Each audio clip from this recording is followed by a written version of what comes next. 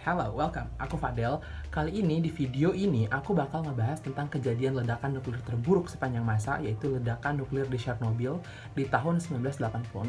Tapi aku bakal ngebahas kejadian ini menggunakan teori agenda setting.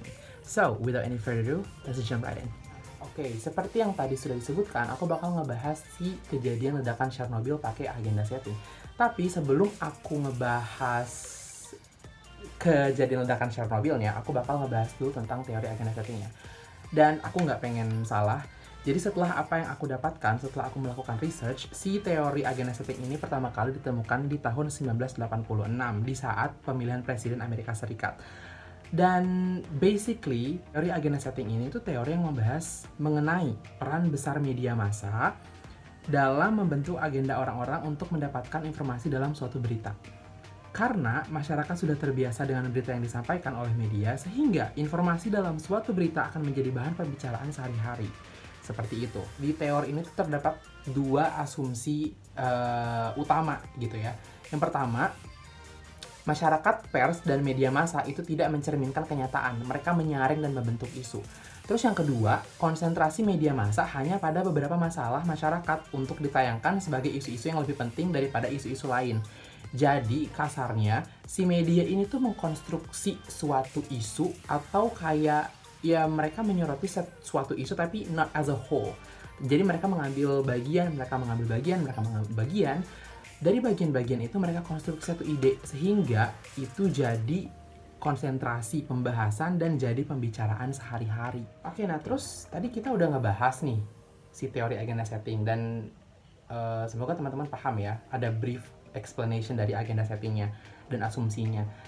Nah sekarang tapi aku bakal ngebahas sedikit si bencana nuklirnya gitu ya.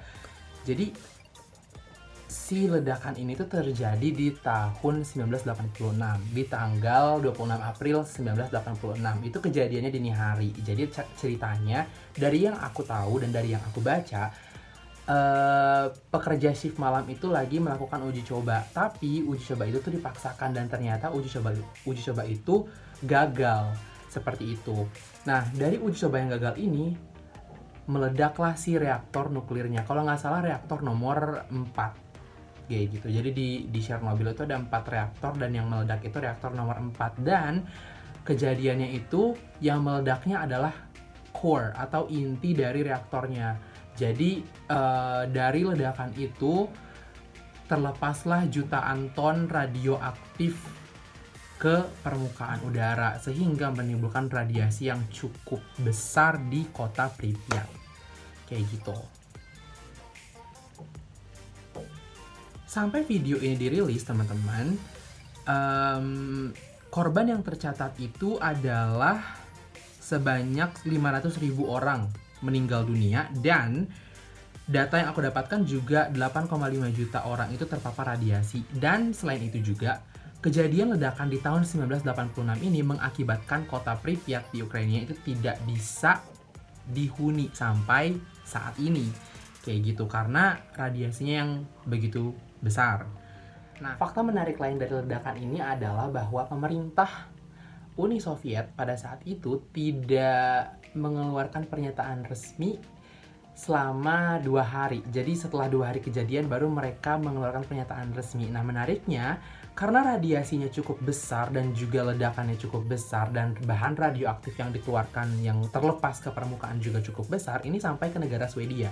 Kalau misalkan kita lihat dari teori agenda setting, ini ada agenda atau ada hal yang dicoba untuk disetting sama pemerintah karena dari perilaku pemerintah itu sendiri, di mana mereka tidak mengeluarkan pernyataan resmi hingga hari kedua setelah kejadian atau pada saat terjadinya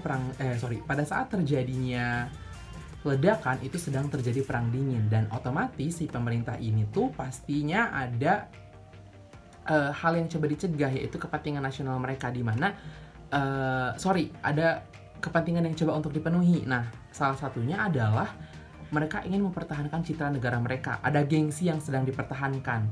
Dan pada saat mengeluarkan pernyataan resmi pun ada bagian yang tetap ditutup-tutupi, tapi terungkap karena pada akhirnya efek dari ledakan itu sendiri yang mengungkapkan seberapa parah kejadian itu.